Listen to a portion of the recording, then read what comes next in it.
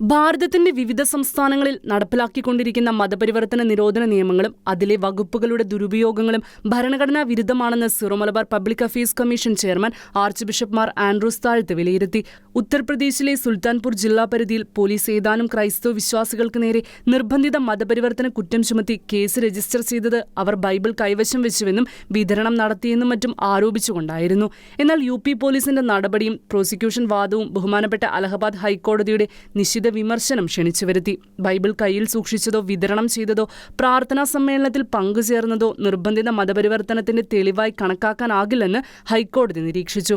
Bible വിതരണമോ പ്രഘോഷണമോ ഇന്ത്യയിലെ ഏതെങ്കിലും നിയമപ്രകാരം കുറ്റകരമാക്കിയിട്ടില്ലെന്ന് കോടതി സർക്കാർ അഭിഭാഷകനെ ഓർമ്മിപ്പിച്ചു.